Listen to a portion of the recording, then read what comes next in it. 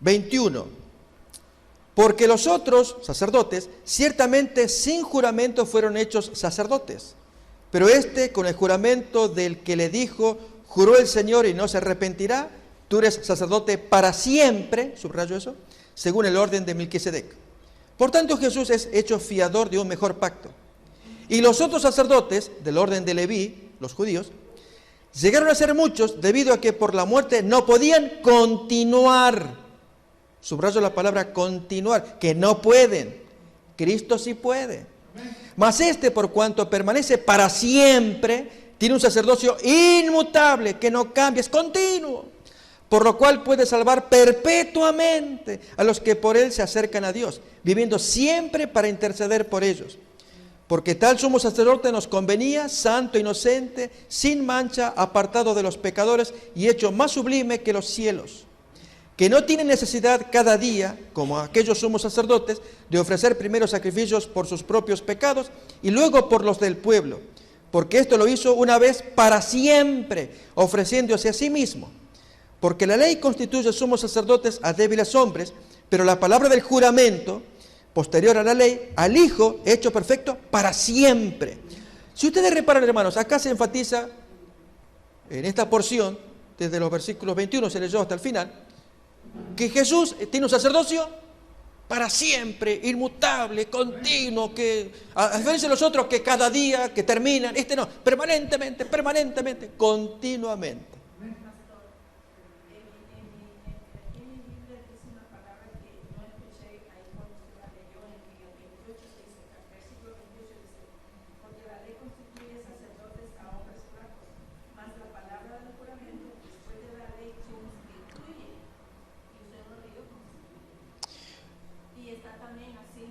Versículo 28 dice usted. Sí, acá está.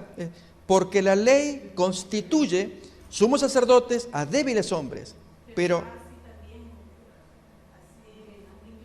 No, pero la palabra que la hermana está diciendo está al final, aparece 2 veces la palabra constituye. Ok, pero es en razón de la traducción... La ley constituye al Hijo. Ok, sí, ahí no hay problema, hermanos, porque ya hay un verbo que es constituir y entonces ahí se pone en bastardilla para poder enfatizar algo que es reafirmar. No hay problema ahí porque ya está el verbo constituir.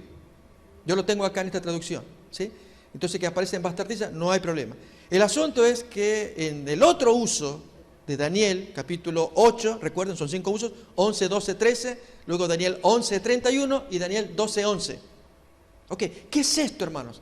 A ver, ¿quién me lo acierta? Ya nos quedan 5 minutos y abrimos el satélite. Si de Jesús, en Hebreos capítulo 7, los textos leídos del 21 en adelante, se nos dice que Jesús tiene un sacerdocio inmutable, para siempre, permanente, a diferencia o en contraste con los otros, que no pueden continuar. Este dura y dura, continuamente. Ese es el significado de la palabra hebrea. Tamid significa continuo, continuamente. Y al decirlo así, no se sabía qué palabra ponerle al lado. Y eso se tiró por tierra y se reemplazó con la abominación desoladora. ¿Qué es? Ahora la pregunta clave. ¿Qué es eso continuo que se tiró por tierra? El hermano Raúl ya lo sabe, y unos hermanos que estaban allá atrás también. Pero los demás pregunto, ¿qué es eso continuo que lleva a Jesús? Muy bien. Hermanos, la abominación desoladora tiró por tierra la continua intercesión de Jesús y lo reemplazó con la confesión auricular. El cura que perdona, ego te absolvo, yo te perdono. ¿Cuándo comienza esto, hermanos? La fecha ahí lo va a decir, 1290 días.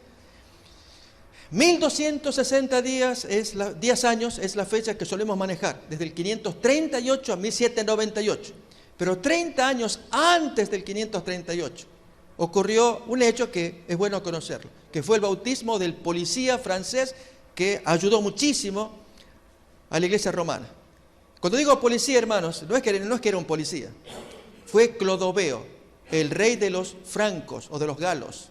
Este hombre se hizo católico, se bautizó y él fue el defensor que protegía este nuevo sistema. Cuando digo nuevo, hermanos, es que va a poner algo nuevo y nada menos que quitar a Cristo de la intercesión, que el adorador, el creyente ya no mire más allí al cielo y a Jesús que perdona sus pecados, sino que mire a un mortal, al cual o ante el cual se arrodilla, le confiesa sus pecados y éste le da su absolución. ¿Se entiende? Desde el año 508, Juan está anotando, Clodoveo fue el año que él se bautizó y se reconoció católico y él puso todas sus fuerzas. Curiosamente, hermanos, es el mismo país que después lo desterró al Papa, lo traicionó, digamos de esa manera. Fue de Francia que Napoleón dio la orden de que traigan preso al Papa, de Francia. Bueno, este primer rey francés, Clodoveo, cuando se bautiza, él va a dar toda su fuerza, su entusiasmo para promover el catolicismo. Y entre esas doctrinas, hermanos, ya estaba corriendo, ¿qué cosa? El reemplazo de Cristo como intercesor, ahora es el cura el intercesor. Tremendo. En adelante son los 1290 que llegamos a 1798. Y el texto después, en Daniel 12, dice, felices los que llegan a los 1335 días. Cuando Miller estaba estudiando estas cosas, hermanos, él las descubrió. Sumó desde el 508, año de Clodoveo, 1335, ¿y a dónde llegó? Esa es la fecha, 1843. Allí Cristo viene. No, hermanos, ahí es cuando Cristo... lógicamente, hermanos, él llevó adelante esa fecha, vino el chasco, que ya estaba profetizado en Apocalipsis 10. Cuando se dijo, no escribas estas cosas, sonaron los 7 truenos. No escribas. Pero Señor, no escribas. Y quedó sellado, Apocalipsis 10. Y ahí la hermana Juan cuenta que en esos 7 truenos estaba la clave para entender, ¿qué cosa? El chasco, que se produjo en 2 años, 1843 y 1844. Pero Dios lo había escrito para que Miller tuviera entusiasmo. Y Miller lo descubrió. Llevó el chasco, hermanos. Pero estaba previsto por Dios para que de allí, luego del chasco, surgiera la flora innata, decimos nosotros. ¿Saben, hermanos, que se había producido un hecho similar, idéntico, casi 1800 años atrás? ¿Cuándo fue? Cuando Jesús les dijo, Lucas 9:44, haced que os penetren bien estas palabras en vuestros oídos. Yo sé lo que les digo. El Hijo del Hombre, y no había caso, hermanos. No entendieron. Llegó el chasco de la cruz. Se produjo. Hermanos, Dios no lo evitó. Se los había advertido. Pero luego del chasco, ¿qué vino? ¿Qué surgió? La flor innata. O sea, ustedes me entienden con esa expresión. Los grandes predicadores vuelven a profetizar. O sea, los discípulos, los apóstoles, a predicar bien recio. Pero pasaron por la experiencia del chasco. Así los mileristas pasaron por la experiencia del chasco. 1843 y 44, ya previsto en la profecía. Miller, hermanos, entusiasmados llevó todo esto. Él había entendido. Dios guió a ese hombre.